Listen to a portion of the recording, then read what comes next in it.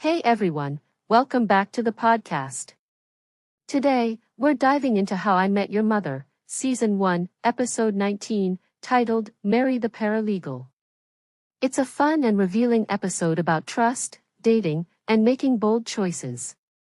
I'll be breaking down some great advanced words, useful phrases, cultural references, and grammar lessons from this episode to help you sharpen your English while enjoying the show.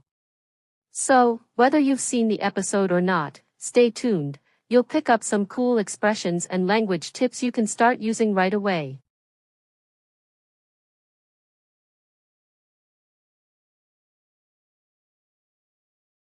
Our first word is connoisseur. This refers to someone who is an expert or has deep knowledge about something, usually related to fine art, food, or drink. In the episode, Ted is trying to impress his friends by calling himself a wine connoisseur. However, his friends tease him for it, showing how the word is often used humorously to describe someone who takes their expertise very seriously. Example, she's a connoisseur of chocolate, always choosing the best brands. Being a connoisseur implies a refined taste and a deep understanding of a specific area. Next up, we have eccentric. This describes someone whose behavior is unconventional, unusual, or even a little strange. In the episode, Barney describes a character as eccentric, meaning they stand out from the crowd in a quirky way. You might describe someone with a unique fashion sense or strange hobbies as eccentric. Example, the artist's eccentric ways of dressing always turned heads. If you meet someone who does things that are not quite normal but in an interesting way, you might call them eccentric. Now, let's talk about charisma. This word refers to a magnetic personality that naturally attracts and influences others. In the show, Barney talks about his own charisma, claiming it's why women are always drawn to him. A person with charisma can make others feel special and important just by being around them. Example, she has such charisma, when she speaks, everyone listens. Charisma is something that's often associated with leaders, performers, or anyone who can capture attention with their energy and presence. Innuendo. Moving on to innuendo. This word refers to a subtle or indirect suggestion, often with a hidden meaning. In the episode, Barney uses innuendo when talking about Mary, hinting at something inappropriate without directly saying it. Innuendos are often used to imply something suggestive or humorous, though they can sometimes be inappropriate. Example, his jokes were full of innuendo, making everyone feel uncomfortable. It's important to be careful with innuendos, as they can sometimes come across as disrespectful or offensive. Misinterpret.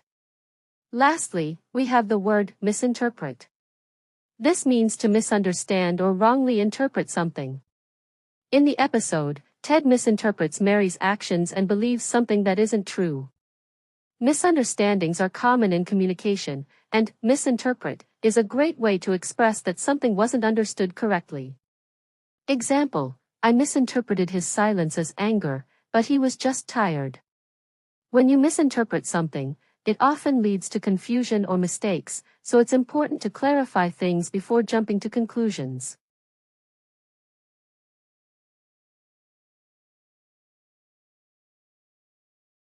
Our first phrase is, put your money where your mouth is. This is an idiomatic expression that means you need to back up your words with actions. It's often said to challenge someone to prove that they can do what they claim. In this episode, Ted uses it to call out Barney, who's bragging about his charm with women. Ted challenges him to put his words into action, put your money where your mouth is.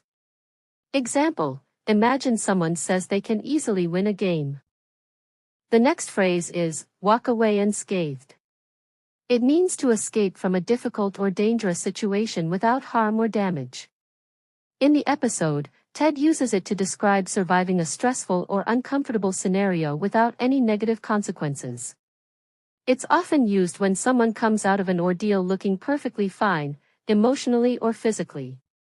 Example, imagine you have a tough meeting at work. At the end, you might say, I was nervous, but I walked away unscathed, everything went smoothly. It's a useful phrase for describing any kind of challenge or conflict you manage to get through without any lasting effects. Our third phrase today is, on the same page. This means everyone is in agreement or has the same understanding of a situation. It's often used in conversations where alignment and clarity are important. In this episode, Ted uses it when he's making sure that his friends understand each other's expectations about a certain situation. He wants to ensure everyone is thinking the same way. Example: before we start this project, we need to make sure we're all on the same page about the goals and deadlines. This phrase is great for work situations, group projects, or even personal relationships where clear communication is key to moving forward successfully. The last phrase is, take it to the next level. This means to improve, advance, or make something more serious or intense. It's often used when you're looking to elevate something, whether it's a relationship, a project, or an activity. In this episode, Barney talks about taking his relationships with women to the next level, meaning he wants to go beyond casual encounters. Example: we've been practicing hard for weeks. It's time to take our performance to the next level for the final show. This is a powerful phrase to use when you want to describe the idea of making something bigger, better, or more exciting.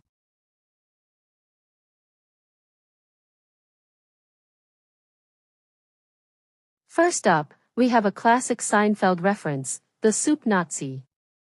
If you're familiar with Seinfeld, you know exactly what I'm talking about. In the Seinfeld episode called The Soup Nazi, there's a very strict soup vendor who won't serve you unless you follow his specific rules perfectly. It became a pop culture moment, and now the term, soup Nazi, is used to describe anyone who's rigid and demanding about their rules. In this episode of How I Met Your Mother, Ted jokingly refers to a restaurant owner as the soup Nazi. It's a light-hearted way of calling someone too strict and difficult to deal with. Imagine walking into a cafe and the barista gives you a very specific order to follow, or else, you're out. Moving on to our second cultural reference, let's talk about the bro code. This one's a big part of Barney's character. If you've watched the show, you'll know that Barney has a set of rules, called the bro code, which dictates how men should behave in their friendships. It's all about loyalty, respect, and, of course, having fun. In episode 19, Barney humorously refers to the bro code when explaining the rules of male friendships. For instance, one of the rules says that you should never date a friend's ex. It's an unwritten code, but it's a joke that resonates with anyone who's ever had a close friendship. So, in a way, the bro code became a part of the How I Met Your Mother legacy, representing that hilarious, yet serious, side of male bonding. Lastly, let's talk about mimosas, a drink that's a staple at brunches. A mimosa is made from champagne and orange juice, and it's a very popular choice for a Sunday brunch. You'll often see people sipping on mimosas while enjoying a laid-back weekend with friends. In this episode, we see the characters enjoying a casual Sunday brunch with mimosas. It's a perfect example of a cultural moment, the idea of taking your time, relaxing, and catching up with friends over good food and drink.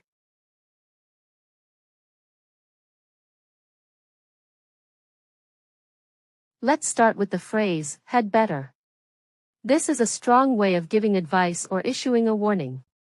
You use it when you want to say that something should definitely be done or avoided, usually because there will be serious consequences if not. For example, in How I Met Your Mother, Ted says, "You had better not mess this up." This isn't just a suggestion, it's a clear warning. Ted is implying that if the person does mess it up, there will be big consequences. Had better is stronger than simply saying should or ought to. You can use it when there's urgency or a sense of pressure. Here's an example: you had better finish your project on time, or you'll lose your job. Remember, it's a powerful expression that suggests there is no room for error.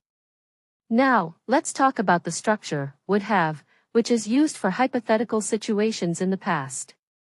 It's a way of saying that something didn't happen, but if conditions had been different, it could have. In this episode, Marshall says, if you had told me about it earlier, I would have helped you. Here, Marshall is imagining a different past. He's saying that if Ted had done something differently, like telling him earlier, then he would have taken action. But since Ted didn't tell him, nothing happened. The would have structure is used in the third conditional, which talks about situations that didn't happen but could have under different circumstances. Here's another example: if I had studied harder, would have passed the test. This is a way to express regret or missed opportunities. It's a great tool for discussing hypothetical past actions.